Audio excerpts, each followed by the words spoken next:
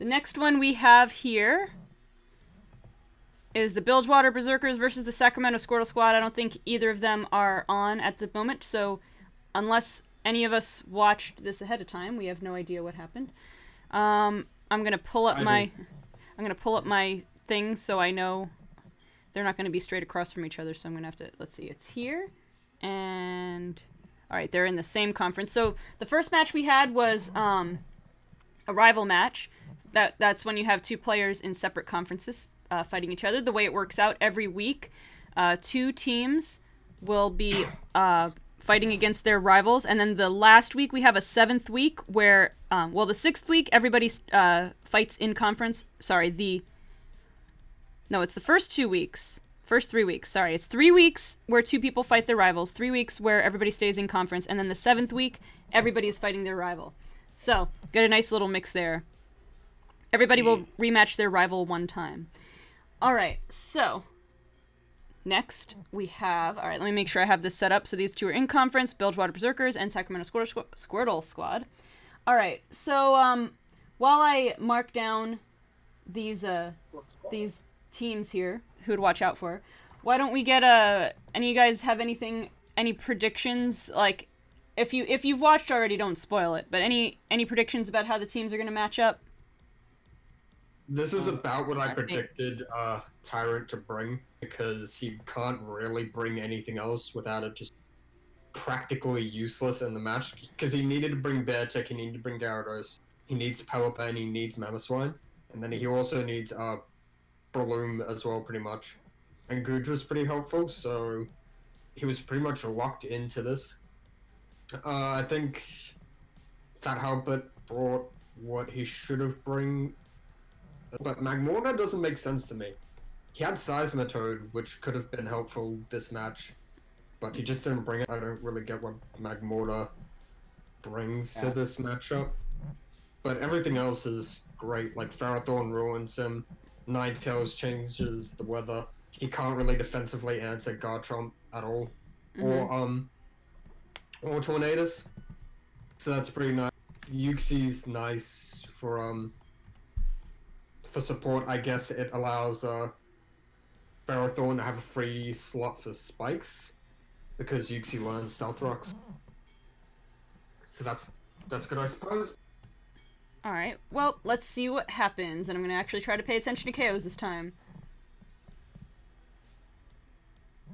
Alright, leads are Pelipper and Tornadus, probably not surprising on either end. Knocked off the eject button. That seems interesting to me. It, like, prevents the eject button from triggering. I guess that's an interesting way around it. I didn't know that. Yeah, I never had that scenario before. Alright, Tornadus hits the U-turn into Ferrothorn. That U-turn play was good. I was to say he should have went for Magmortar, but then I realized the rain was still up. Yeah. Yeah, and This that was a play good makes scout. Absolutely no sense to me, because he has no reason to stay and power a punch on this Ferrothorn, because he still loses to it anyway.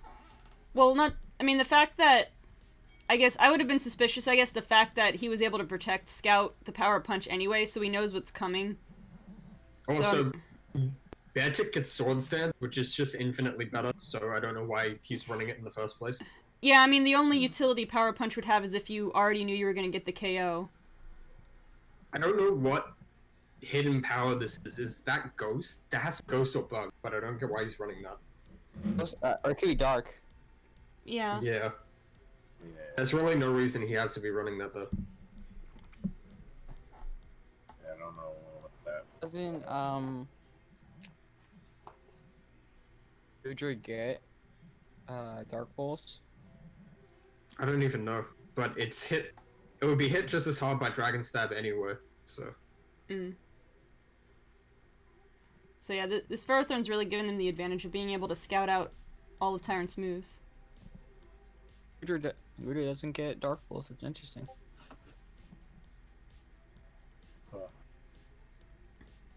I mean, I guess as you get knockoff, you could run a physical set, but... Knockoff would have been nice utility for this game. Mm-hmm. Really And Uxie's too bulky, he shouldn't have stayed in. Yeah, I don't get why. Then he could have gone to Mamoswine and gotten pressure, because that pretty much forces him back out into Ferrothorn. Mm-hmm. And he could potentially abuse Ferrothorn with Breloom or Good. Next weather change. But yeah, he doesn't really have any answers to Alolan Ninetales. And the Ninetales should be running freeze dry. Yeah. What I would Mm-hmm. run.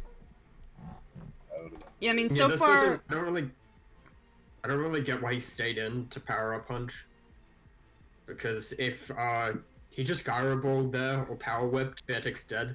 yeah. I don't know if at this point did he decide to sack the Beartic because of the Leech Seed and he just taken too much damage. It seems no, because I mean, Yeah, I don't get. he knows That's what why Beartic's he's gonna fighting do on field. in that matchup. Beartic is kind of like his main. Like Beartic and Gyarados should be his main win cons this game. Gyarados especially because it basically just wins after it sets up, but he's letting them both take so much chip that Yeah. it basically doesn't matter anymore. He's pretty much just gonna lose.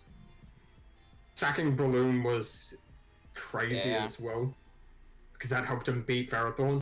Yeah, Yeah, that was his Ferrothorn counter. And yeah, he could have made a lot more use of Breloom. Prize. What I Mammoth thought Swine he and should Shot- have brought this game was Poison Heal Breloom with some defense invest so it could more easily abuse Ferrothorn. Yeah, But that would it have been a looks like he good didn't counter. bring- Yeah, I think he just brought Technician. Yeah. Yeah, I'm not sure if he has anything that's like outright defensive here on like any of his sets. I mean, Gruder Yeah. hasn't really been able to hit anything, so I can't tell what kind of investment it would have.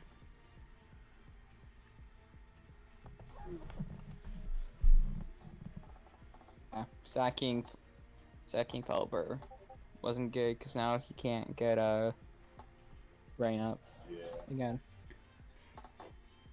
Yeah, and unfortunately, swapping into Tornadus was the obvious play against that Earthquake, and predicted him to swap, or no, oh no, I think he's, what, banded? Oh, Probably banded. That's Scarf locked, yeah. He's choice scarfed. Yeah. I don't know why he stayed in and didn't just. Yeah, I don't I think know. he just lost there anyway, so it didn't really matter. He didn't have a switch to Tornadus.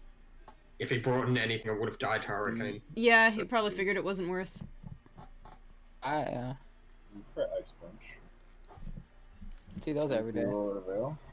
So that Beartic could have been a real threat if he had played it more smartly. Like, looking at, even though it was a crit, looking at the amount that resisted Ice Punch did, not too bad. If he had Sword Stance and Superpower, he could have Sword Stanced on Ferrothorn's Protect and then hit it with Superpower and then removed it from the match. Yeah, At which point he could have actually won the game. right, well that was But the because other... Power Up Punch and not Superpower, he basically like lost at preview. Yeah, that was the other negative of Power Punch, is that you don't get the boost unless you actually hit, so having Protect was perfect counter to that. Alright, looks like we're clocking in at a 5-0 this match. Sacramento Squirtle Squad are continuing from last season with their good record. Let's see. Let me update everybody's counts. So, the stats I have so far, we have on Bilgewater Berserkers side, we have 1 KO from Mamoswine, total -5, and on Sacramento Squirtle Squad, I have 1 KO from Tornadus, 3 from Ninetales, 1 from Ferrothorn, and 1 from Yuxi, for a +5. Alright, so far, Sacramento Squirtle Squad has the highest score in the league out of the matches we played so far. That 5-0, son. What? That's crazy. Alright.